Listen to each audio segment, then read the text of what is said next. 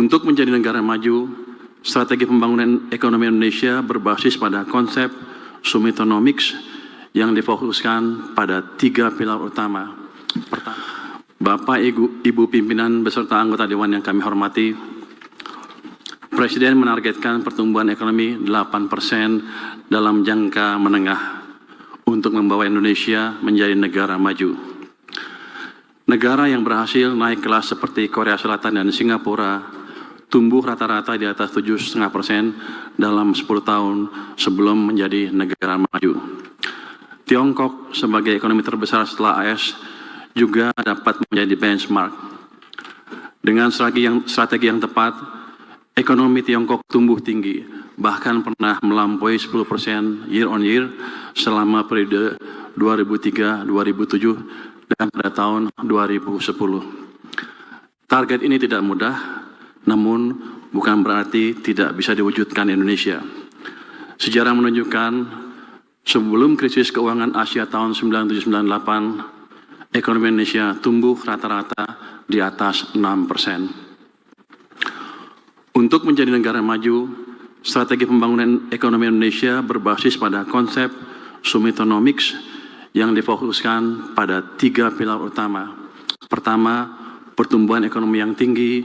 Kedua, pemerataan manfaat pembangunan. Dan ketiga, stabilitas nasional yang dinamis.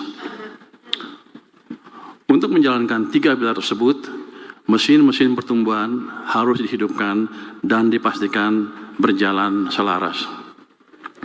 Fiskal, sektor keuangan, dan perbaikan implementasi harus sinergis menggerakkan perekonomian Indonesia agar dapat tumbuh melampaui 6% dalam waktu tidak terlalu lama. Dengan konsistensi menjaga keselarasan mesin-mesin pertumbuhan, diharapkan dapat memacu pertumbuhan menuju 8% dalam jangka menengah. Pimpinan dan anggota Dewan Perwakilan Rakyat yang kami hormati, untuk pertumbuhan ekonomi yang tinggi, APBN berperan sebagai katalis untuk mendukung sektor swasta sebagai motor penggerak utama pertumbuhan. Kinerja sektor-sektor bernilai tambah tinggi terus diperkuat dengan tetap menjaga ketahanan sektor resilient. Sektor resilient seperti pertanian, industri manufaktur, padat karya, dan pariwisata dijaga tetap tumbuh tinggi sehingga berkontribusi optimal bagi penciptaan lapangan kerja dan pertumbuhan ekonomi.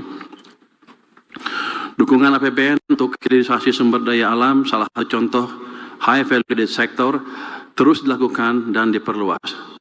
Pemerintah juga tetap menyediakan berbagai insentif fiskal seperti tax holiday, super deduction untuk riset dan pelatihan, serta pengembangan kawasan ekonomi khusus yang terintegrasi dengan rantai nilai industri nasional dengan perspektif nilai tambah tinggi bagi perekonomian.